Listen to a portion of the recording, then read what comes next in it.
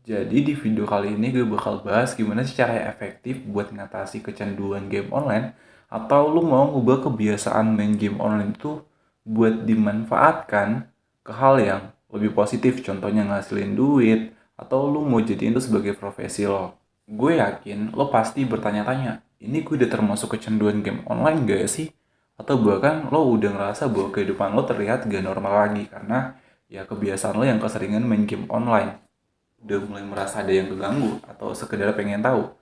Jadi mari kita bahas terkait ya kecanduan game online ini dan bagaimana sih cara ngubahnya ke hal yang lebih positif. Atau jadi ini tuh sebagai sesuatu hal yang bermanfaat bagi diri lo. Lo harus tahu bahwa sebenarnya game itu sifatnya adalah memicu kesenangan dan juga kecanduan. Dalam artian bahwa di sini hormon dopamin lo itu dipacu untuk terus diproduksi agar ngasih efek kesenangan. Dan hal yang perlu lo ketahui bahwa ketika hormon dopamin itu diproduksi secara berlebihan akan ngasih dampak yang negatif bagi diri lo. Karena segala sesuatu hal yang bersifat berlebihan itu sangatlah tidak bagus. Nah, kenapa demikian? Karena ketika lo main game di situ kan ada sistem rank, ada skinnya, ada kostumnya, ada atribut. Yang pengen ngebuat lo jadi yang paling tinggi, yang paling jago, yang paling banyak skinnya, yang paling keren kostumnya gitu. Jadi gue mau ngasih tahu lo sebenarnya ada peluang yang besar lo bisa move on dari keterpurukan itu dengan cara ya lo jadiin kebiasaan main game itu sebagai sesuatu hal yang bermanfaat bagi diri lo.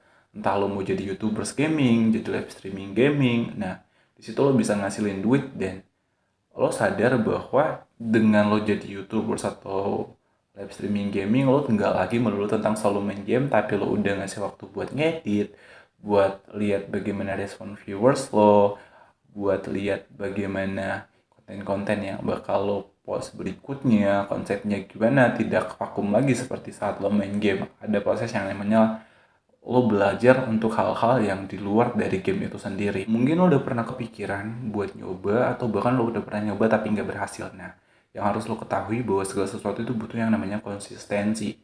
Ya seperti ilustrasi anak tangga ini mungkin viewers lo pertama 1, 2, 3 dan pasti akan selalu naik ketika lo bisa menjadi orang yang konsisten dalam konten.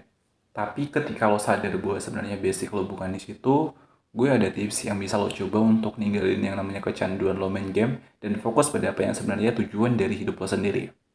Hal pertama yang boleh lo coba adalah dengan olahraga. Jadi menurut penelitian bahwasanya olahraga itu mampu buat kita menghilangkan yang namanya kecanduan. Entah itu kita kecanduan pada game online, bermain gadget atau pornografi. Apalagi ketika kita bisa mengikuti yang namanya sistem kegiatan olahraga yang ngasih efek langsung. Seperti angkat beban atau kita kebentuk, kita ikut karate, kita bisa langsung ikut lomba, adanya sistem sabuk. Tapi itu semua butuh konsistensi 15 menit per hari. Dan ketika lo bisa konsisten, itu bakal ngasih efek yang luar biasa. Enggak, bukan hanya sekarang, tapi sampai hari tua lo. Tips berikutnya adalah dengan lo tahu dampak negatif dari game itu bagi fisik dan juga psikologis lo. Dampak signifikan yang lo bakal rasain ketika lo bermain game secara berlebihan adalah lo bakal susah buat konsentrasi, entah itu pada kerja atau belajar, atau lo cenderung buat korbanin banyak waktu buat bisa main game, dan adanya paparan radiasi secara terus-menerus yang bakal merusak mata dan otak lo.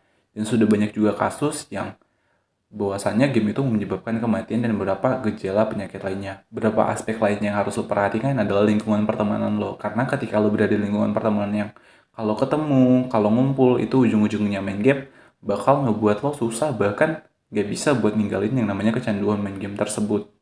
Kemudian aspek lain yang harus perhatian adalah bahwa ruangan lo atau kamar lo itu tidak ada unsur-unsur yang berbau game sehingga ketika lo kesepian nggak main game lagi tapi ngelakuin hal yang lebih positif. Sekian video dari saya terkait bagaimana tips mengatasi kecanduan game dan memanfaatkannya ke hal yang lebih positif. Dan mungkin ada teman-teman yang punya pengalaman boleh berbagi di kolom chat. Jangan lupa subscribe dan sampai jumpa di video selanjutnya. Thank you.